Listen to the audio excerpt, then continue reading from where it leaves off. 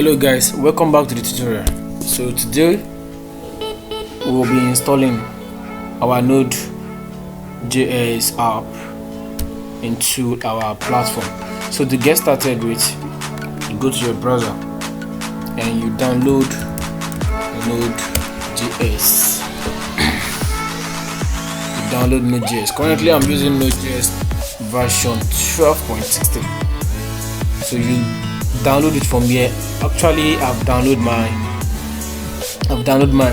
So to check if Node.js is installed on your system or not, once you download and install, confirm your Node.js file by typing node-v. So once you type node-v, you get your version. Currently I'm using version 12.14 while the updated one is version 12.16, but notwithstanding, still our project will still work perfectly using it. Okay, so once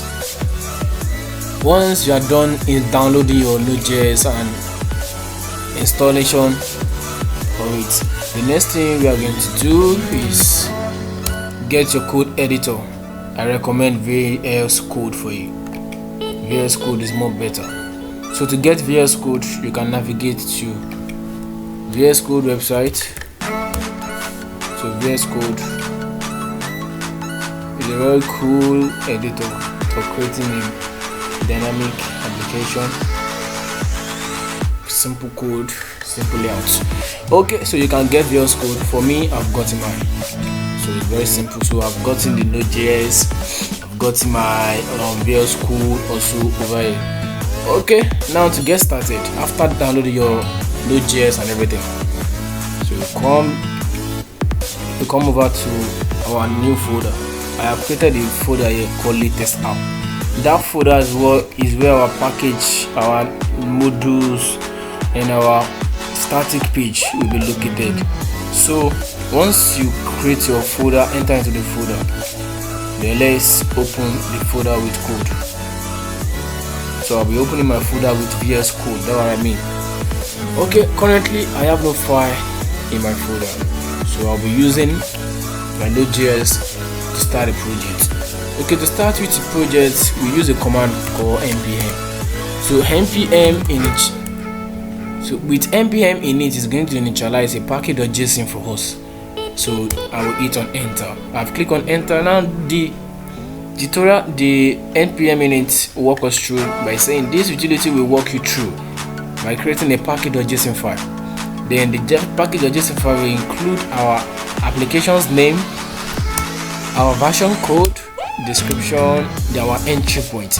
And so what entry point does is just like an index, the home page for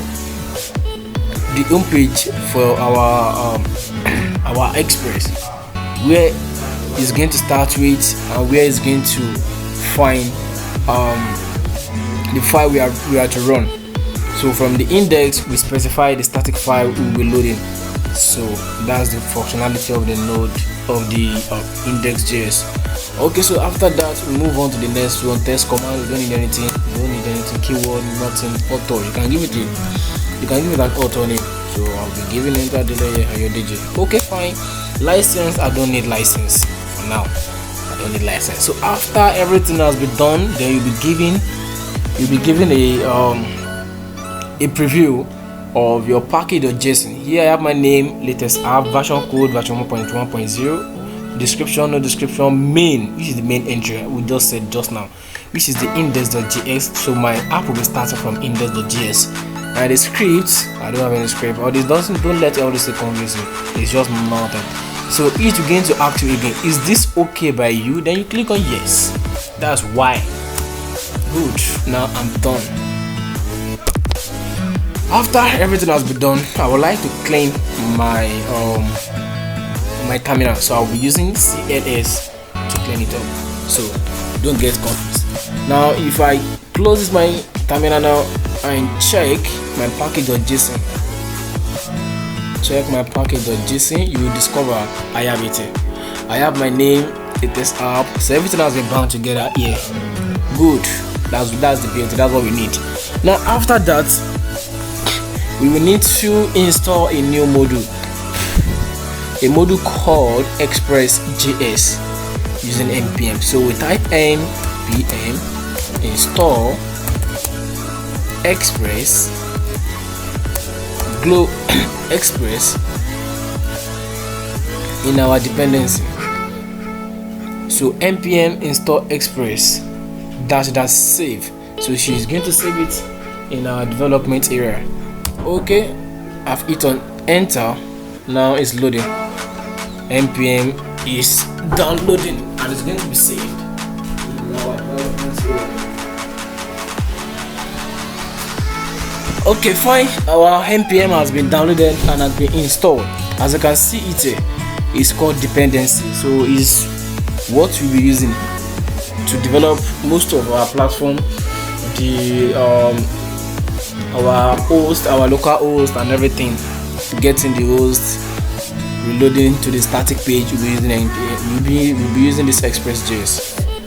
Okay, so after Express has been installed, the next package I would like us to install also is npm using is to install sockets. Sorry. So npm install sockets io in our dependency. So socket io is the module that is going to be giving the real-time analytics, the real-time charts. Is what we use to display the guy is typing, the guy is doing this thing, the guy is blah blah blah. So it's socket.io that is doing that job for us. Okay, so the next package we are going to install now is our Nodemon package. Now this Nodemon package is very, very important.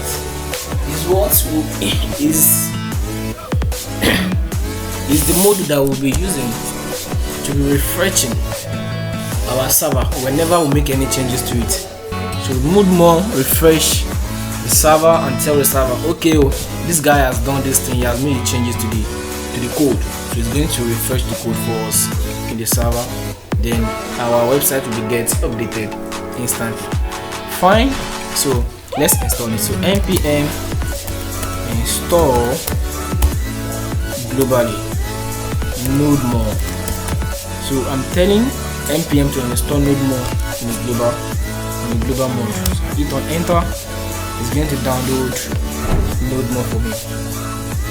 So you wait for the download to be completed. So it's downloaded from the server. Good. So I have everything installed and downloaded. Everything is installed and downloaded. Okay, thank you for watching this video. I have to make sure this video is very short. So in the next class, we are going to continue from where we stop exactly. Thank you so much. See you in the next class.